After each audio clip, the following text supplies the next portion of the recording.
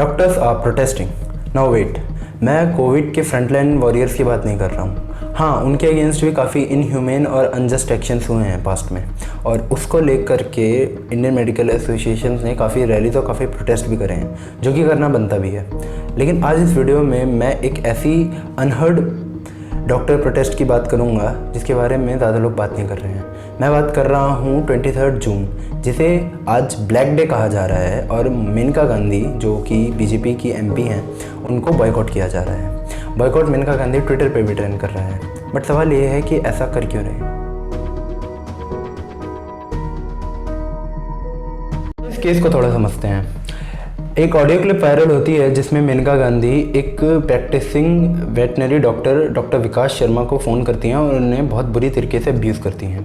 Case ये होता है कि डॉक्टर विकास शर्मा को एक डॉग की लेग को उसको काटना पड़ जाता है, क्योंकि उनका ये मानना था कि वो लेग की कंडीशन बहुत रॉटन हो गई थी, और जो उसके ओनर थे उन्होंने उसके स्टिचेस के ऊपर ध्यान नहीं दिया था, तो स्टिचेस खुल गए थे और amputation was the only way.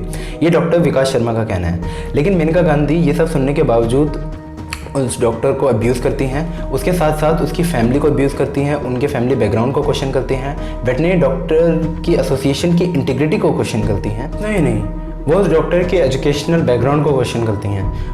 उस डॉक्टर के बार बार कहने पर भी कि वो एक लाइसेंस प्रैक्टिसिंग डॉक्टर है, मेनका गांधी उनकी बात बिल्कुल नहीं सुनती, और साथ ही साथ उन्हें एक डेडलाइन देती हैं, उन्हें थ्रेटन करती हैं कि अगर उस शाम तक वो अपने पैसों से उस पेट की लाइफ नहीं बचा पाए तो वो उनका लाइसेंस कैंसिल कर देंगी।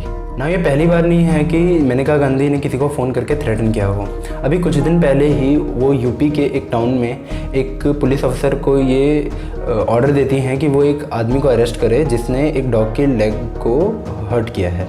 इसके अलावा पास्ट में भी 6 जनवरी को वो कर्नाटका के एक बिजनेसमैन को फ़ोन करके उन्हें अब्यूज़ करती हैं और ये कहती हैं कि वो अपने बिहेवियर को कंट्रोल करें, क्योंकि वो एलिजिडली बैट से मारा करते थे। इसके अलावा एक और केस आता है 4 मार्च को, जब वो एक बिजनेसमैन कपल के पास जो 2 पेट थे उनकी कंडीशन को मॉनिटर करती हैं, और उनकी कंडीशन सही ना होने पर उसको एक एनजीओ को सौंप देती हैं। नाउ इन सब केसेस में मेनका गांधी एक अच्छा काम कर रही हैं। वो ग्राउंड रियलिटी के साथ जुड़ करके लोगों को डायरेक्टली कॉल करती हैं। बट जो चीज़ क्वेश्चन में आती है वो उनका बिहेवियर आता है। उठा ही है तो हम एक बार Sanjay Gandhi animal care hospital पर भी नज़र डालते हैं। संजय गांधी जो कि मेनका गांधी के हस्बैंड थे, उनके नाम पर ये एक चैरिटेबल हॉस्पिटल दिल्ली में चलाती हैं, जो दिल्ली का सबसे बड़ा वेट के लिए एक चैरिटेबल हॉस्पिटल है पेट्स के लिए। लेकिन अगर आप इस हॉस्पिटल की कंडीशन को देखेंगे तो ये एक डम्पस्टर से ज़्यादा अच्छी कंडीशन नहीं है। मैं वहाँ पर्सनली गया हुआ हूँ और मेरे 3 छोटे पेट्स की उस हॉस्पिटल में जाने की वजह से डेथ भी हुई है। वहाँ पर कैनाइन डिस्टेंपर और पार्गो जैसी डिसीज़ बहुत कॉमन है। उसका रीज़न ये है कि वहाँ क्लीनलीनेस नहीं है। वहाँ ऐसे ही कोई कुत्तों को छोड़ देते हैं, वहाँ बिल्कुल केयर नहीं है। वहाँ के वेट्स काफ़ी बार, वहाँ प्रैक्टिसिंग वेट्स वहाँ से छोड़ देते हैं, क्योंकि वहाँ की कंडीशन उन्हें सही नहीं लगती है, उनको सही पे नहीं मिलती है ना। क्वेश्चन ये चीज़ आती है कि अपने डिफेंस में मेनका गांधी कहती हैं कि रेजिडेंट्स उन्हें डोनेट नहीं करते, लेकिन एनिमल एक्टिविस्ट, उनके एनजीओ से इतने कनेक्शन हैं तो वो अपनी फंडिंग से इसकी कंडीशन को इम्प्रूव कर सकती हैं। लेकिन अब तक रियल लाइफ में ऐसा कोई एविडेंस आया नहीं है कि उसकी कंडीशन इम्प्रूव हुई हो। एक्शन की तरह इस एक्शन के भी रिएक्शंस हुए। वेटनरी काउंसिल ऑफ इंडिया के डायरेक्टर डॉक्टर उमेश चंद्रा ने प्रेसिडेंट और प्राइम मिनिस्टर को लेटर लिखा है। उस लेटर में उन्होंने अपनी कंसर्न को एड्रेस करते हुए ये लिखा है कि कैसे एक सीनियर बीजेपी लीडर डीमोरलाइज्ड और डेरोगेटरी वर्ड्स का यूज़ करती हैं एक ऐसे प्रोफेशन के लिए जिसकी उनको वैल्यू ही नहीं है। नाउ ये इंसिडेंस पॉलिटिशियंस की हिपोक्रेसी की एवरलास्टिंग डिबेट को दोबारा लाइमलाइट में आता है। देखिए, पॉलिटिशियंस पहले भी हिपोक्रेट रहे हैं, इसके बहुत सारे एग्जांपल्स हम इलेक्शन के टाइम पे देख ही सकते हैं। बट सिमिलरली इस टाइम पे भी, जैसे एक पॉलिटिशियन एक टाइम पे तो ऐसा कुछ लिखते हैं जिसमें वो ये बताते हैं कि वेटनरी को अपनी डायमेंशंस को और बढ़ाना पड़ेगा, दूसरी साइड वो उस प्रोफेशन को रिस्पेक्ट नहीं करते। इसी को एड्रेस करते हुए पंजाब की एनिमल हस्बेंड्री के फॉर्मर डायरेक्टर गुजिंदर सिंह वालिया ने ये लिखा है कि अगर कोई अनएजुकेटेड पर्सन एक वेट के साथ ऐसा बिहेव करता तो एक बार को वो अंडरस्टैंडेबल होता, लेकिन एक सीनियर रिप्रेजेंटेटिव ऐसा बिहेव करता है तो ये एक शेमफुल बात है। वेट्स की इंपॉर्टेंस को हम अंडरमाइन नहीं कर सकते।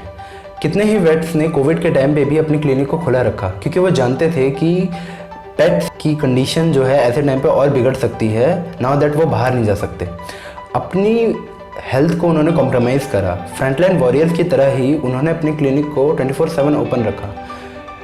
ऐसे में वेट्स जब एक नॉर्मल डॉक्टर की तरह, फ्रंटलाइन वॉरियर्स की तरह आगे कन्फ्रंट कर रहे हैं कोविड को, तो हम उनके साथ ऐसा बिहेव नहीं कर सकते।